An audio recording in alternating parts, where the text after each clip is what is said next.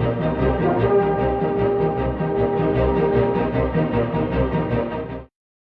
байцгаана уу? Та бүхэнд улс тунхагласны баярын мэндийг хүргэе. За өнөөдөр манай боловсрол соёл урлагийн газар зохион байгуулалт төрийн бас байгууллагуудыг хамтран ерөнхий боловсролын сургуулиудын хичээлээс гадуурх үйл ажиллагааг дэмжих замаар шинийг санаачлагч төсвийг шалгаруулах уралдаан маань болж уралдааны дүнг бол нэгтгээд байна.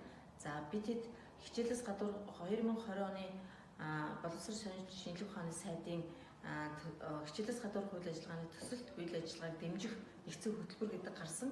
За үүний дагуу бид нар хичээлээс гадуур үйл ажиллагааг дэмжин ажиллаж байгаа боловч цар тахалтай холбоотойгоор боловсрол шинжилгээ ухааны сайд, эрүүл мэндийн сайдын 292-525 дугаар тушаалын дагуу бол үйл ажиллагаанууд төр завсардаад байсан. За одоогоор цар тахал маань бас тодорхой хэмжээнд буурч хүүхдүүдийн маань 5-9-ийн зарчмаар хичээлж байгаа ч гэсэн сургууль дээр байх цаг хугацаа маань байгаа учраас тодорхой хэмжээнд хүүхдүүдийн одоо хичээлээс гадуур үйл ажиллагааны дэмжих ийм үйл ажиллагаануудыг бол явагдаж амжилттай явагдаж байна.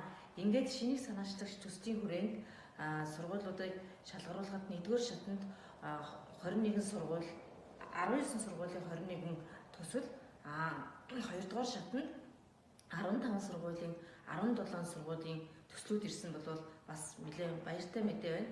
За нийт төслөө ирүүлсэн бүх баг хамт олонд бол баярлалаа гэж бас хэлье.